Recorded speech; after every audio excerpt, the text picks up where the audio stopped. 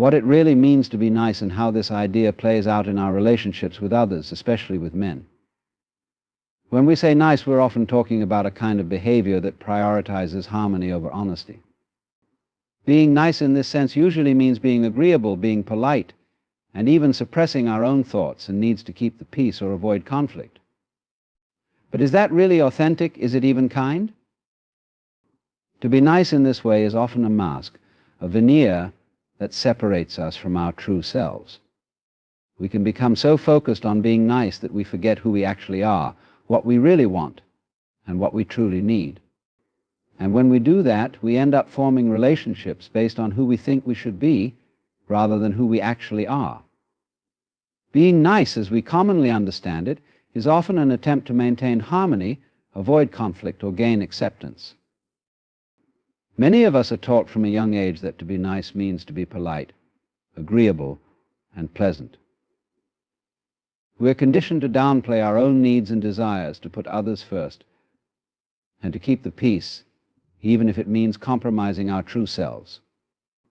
But what we don't often realize is that this kind of niceness can create barriers between who we are and how we relate to others, especially when it comes to deeper, more intimate connections. Niceness, in its essence, is frequently a performance. It's a way of behaving that's motivated by external expectations and the desire to avoid discomfort or rejection. Authenticity, on the other hand, is something entirely different. When we're authentic, we show up as we are, with our whole selves, and express what we truly think and feel. Authenticity doesn't bend to fit others' expectations or say what we think people want to hear. It involves honesty, vulnerability, and the courage to be seen fully, even when that's uncomfortable or risky. Being authentic means that you're rooted in your values, needs, and desires, and you're not afraid to let them show. While niceness may prioritize short-term harmony, authenticity prioritizes long-term fulfillment and real connection. When we prioritize niceness, we may find ourselves saying yes when we really want to say no, smiling when we're feeling frustrated or upset, and agreeing with ideas or opinions that we actually disagree with. We become skilled at avoiding potential friction, but at what cost? Over time, this pattern of putting others' needs and feelings above our own can erode our sense of self. We start to feel invisible, unheard, and maybe even resentful. It's as if we're trapped in a role we didn't consciously choose, a role that requires us to suppress our true feelings and adopt a persona that isn't genuinely ours. In contrast, authenticity is an invitation to step out of this role and embrace who we are in all of our complexity. Instead of striving to be liked, authenticity focuses on being understood and respected. It allows us to set boundaries, speak our truth, and engage in honest conversations, even when those conversations are difficult. Authenticity isn't always easy, but it's immensely rewarding. It frees us from the pressure to perform, and it allows others to see us clearly. In relationships, authenticity lays the foundation for trust and intimacy, because both people know that what they're seeing and hearing is real. There's no mask, no hidden agenda, just genuine presence. Choosing authenticity over niceness often requires a shift in mindset. It means letting go of the fear of disappointing others, and instead embracing the importance of being true to oneself. This doesn't mean we become rude or dismissive, but rather that we find the courage to show up with integrity. We learn to communicate our needs openly, to say no when necessary, and to advocate for ourselves without feeling guilty. Authenticity is rooted in self-respect, which naturally encourages others to respect us as well. Boundaries are an essential part of healthy relationships, though many of us often struggle to set them. They are the invisible lines that define where our needs, responsibilities, and emotions begin and end. When we set boundaries, we're essentially communicating our limits, what we are comfortable with and what we are not. For many, boundaries may seem harsh or confrontational, but they are the opposite. They create clarity, respect, and safety in relationships. Setting boundaries is a form of self-respect that also respects the other person, allowing everyone involved to understand the limits of acceptable behavior and interaction. One reason people hesitate to set boundaries is the fear of being perceived as difficult, selfish, or even unkind. But boundaries are not about pushing people away or rejecting others. They're about honoring ourselves and maintaining our mental and emotional well-being. When we don't establish boundaries, we risk feeling drained, used, or even resentful over time. It's easy to fall into patterns where we say yes to things we don't want to do, overextend ourselves, or allow others to encroach on our time and energy. Eventually, this leads to burnout and often a breakdown in the very relationships we were trying to preserve. Boundaries allow us to participate in relationships as our best selves because we're no longer operating from a place of depletion or resentment.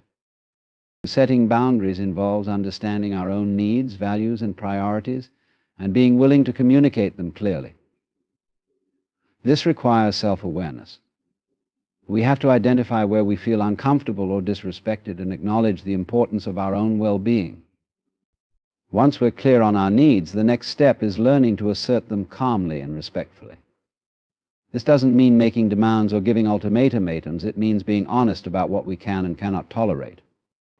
When we say, "I'm unavailable at that time," or "I can't take on this extra task right now," we are practicing self-care and establishing that our time and energy are valuable.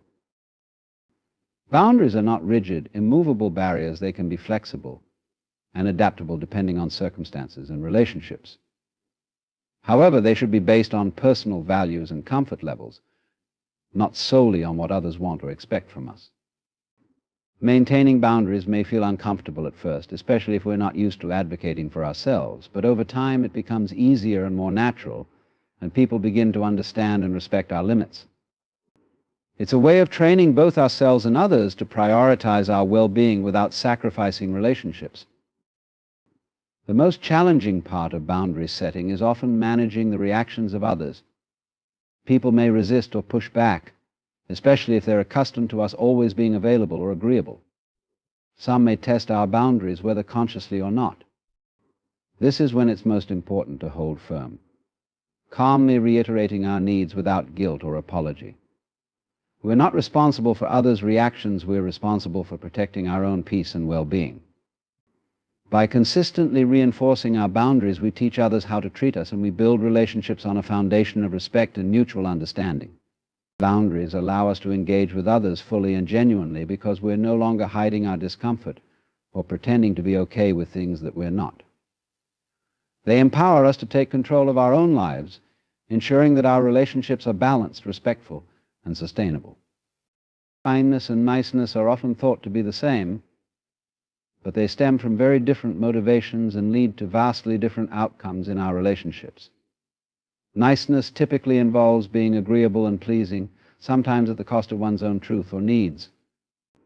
It often prioritizes keeping the peace and avoiding discomfort over honesty or authenticity. When we're focused on being nice, we might go along with others' wishes, even if it means suppressing our own feelings or perspectives. Niceness is often driven by a desire to be liked, accepted, or avoid conflict. It's about doing what's socially expected rather than what's genuinely aligned with who we are. Kindness, however, is deeper and more intentional. Unlike niceness, which can be superficial, kindness is rooted in genuine compassion and empathy.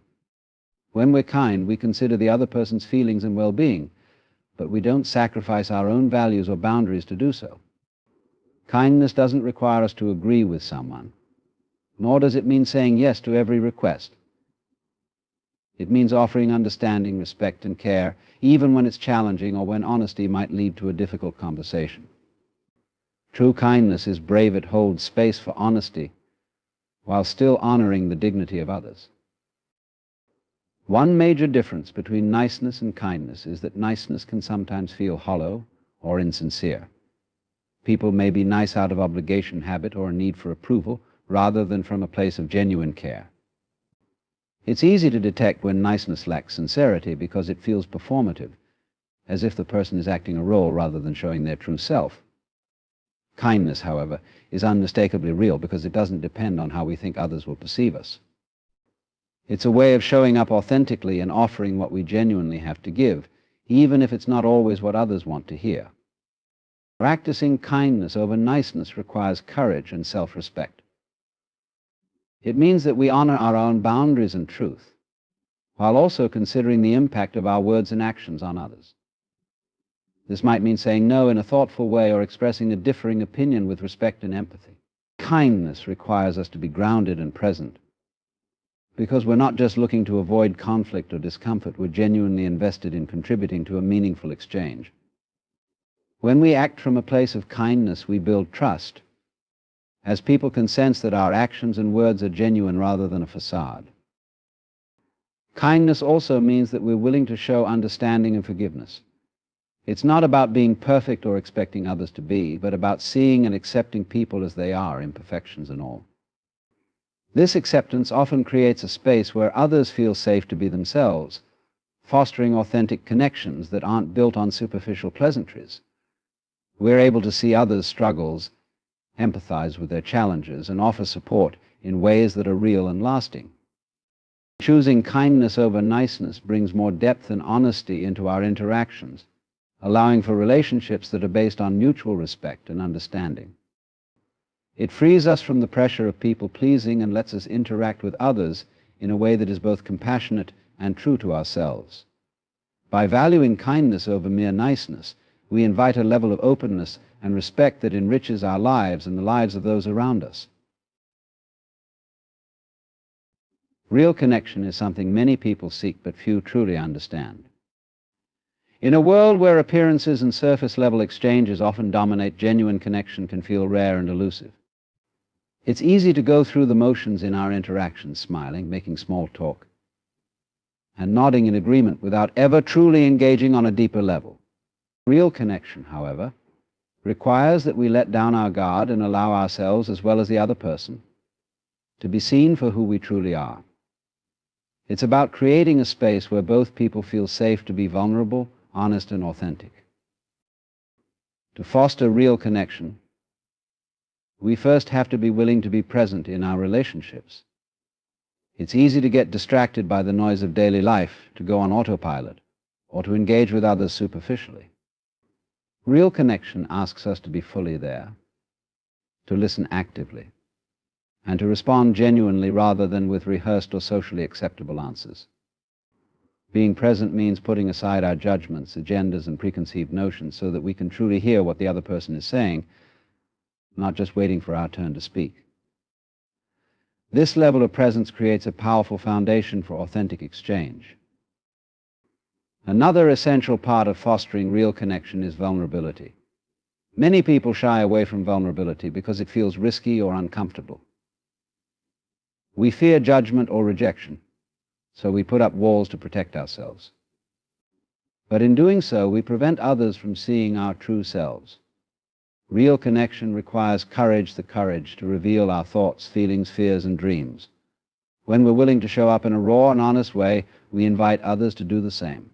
Vulnerability fosters a sense of trust, signaling to the other person that we are not hiding behind a facade, but instead offering them the opportunity to see and understand us more deeply. Real connection also asks us to be compassionate and open-minded. People are complex, each carrying their own unique perspectives, experiences, and challenges. To connect meaningfully, we have to let go of the need to be right, or to impose our views on others. This doesn't mean we have to agree with everything, but rather that we approach conversations with curiosity and respect. We show empathy by recognizing that each person's perspective is shaped by their own journey. When we can appreciate and accept this, we create a space where others feel respected, valued, and free to express themselves honestly. Forging real connection means being patient and willing to engage in uncomfortable conversations. Real connection isn't always easy. It sometimes requires navigating misunderstandings, conflicts, or differences. Instead of brushing these aside, we learn to face them with openness and a willingness to understand rather than argue or defend. This allows us to strengthen the connection, as both people feel heard and valued even in moments of disagreement. This approach also builds resilience in relationships, making them stronger and more enduring over time. Finally, real connection grows from a place of authenticity.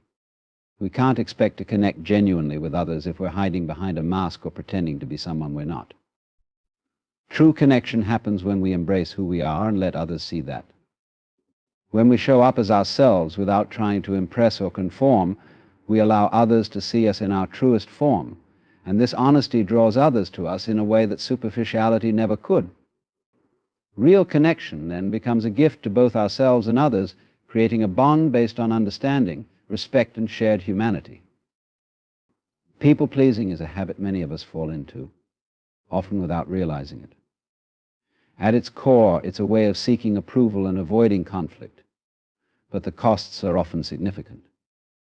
When we prioritize pleasing others over being true to ourselves, we end up compromising our own needs, values, and even our sense of identity.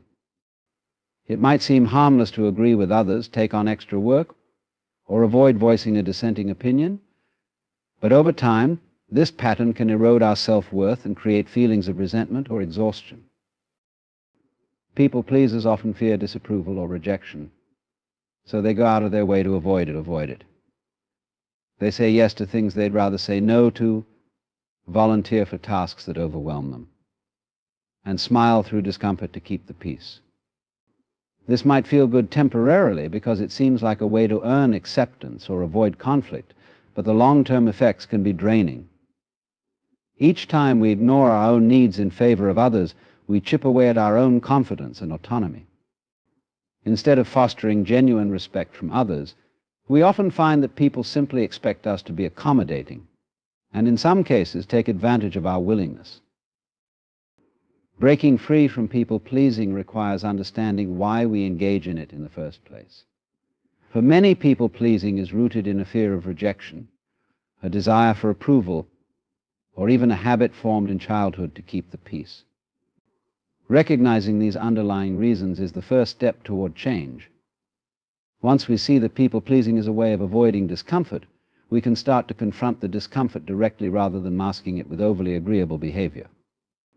The goal isn't to become inconsiderate or dismissive, but rather to find a balance where we respect our own boundaries as much as we respect others. Saying no can feel challenging at first, especially for people-pleasers who are used to prioritizing others' needs. But learning to say no in a way that is respectful and kind is an essential part of self-care.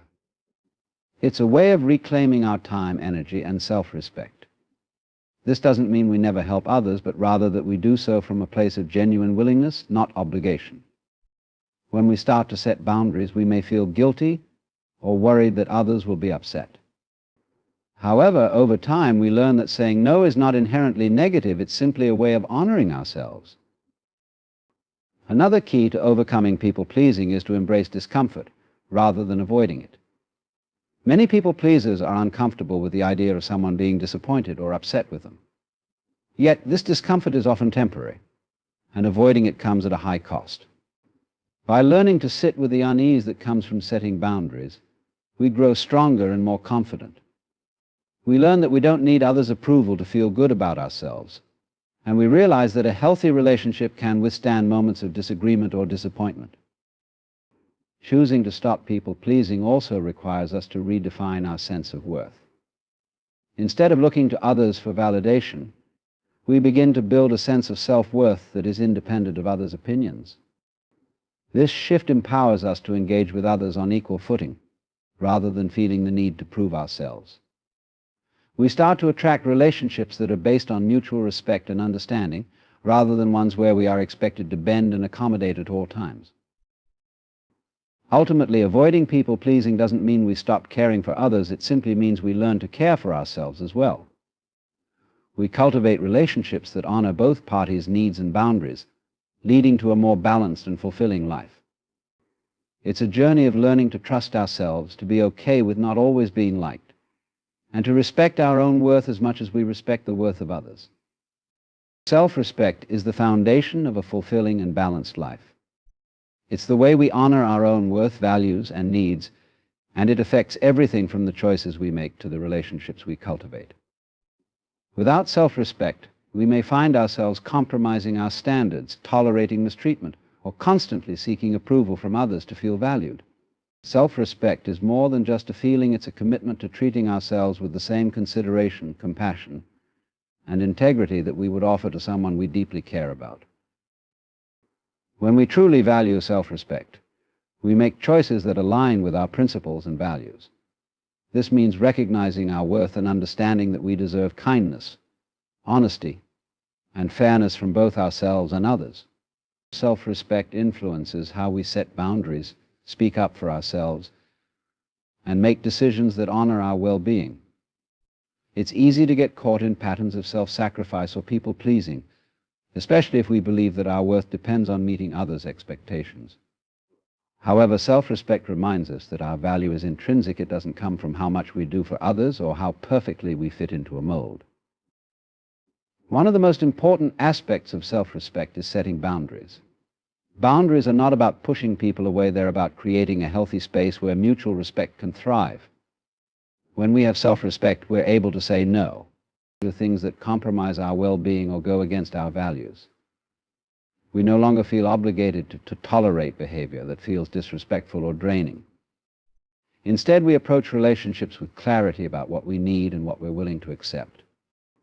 Setting boundaries might feel uncomfortable at first, especially if we're used to prioritizing others over ourselves, but it's a necessary step in building a life that honors our own needs. Self-respect also involves self-compassion. It means treating ourselves kindly, forgiving our mistakes, and recognizing that we're worthy of patience and understanding. We're often our own harshest critics, holding ourselves to impossible standards and berating ourselves when we fall short. But valuing self-respect means accepting our imperfections and being gentle with ourselves. It allows us to view our missteps as learning experiences rather than failures. When we respect ourselves, we realize that we deserve the same level of compassion we would extend to a friend in a similar situation. With self-respect comes the confidence to trust our intuition and make decisions based on what feels right for us. We no longer seek constant validation from others because we understand our own value. This independence empowers us to pursue our goals, interests, and dreams without being overly influenced by others' opinions or approval. Self-respect allows us to stay true to ourselves even when faced with external pressure to conform. This sense of integrity fosters a grounded, unshakable confidence that guides us through challenges and helps us overcome setbacks. Self-respect also shapes our relationships.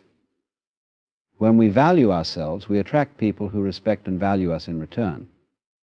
We're less likely to accept relationships that are one-sided or draining because we understand that we deserve genuine connection and reciprocity.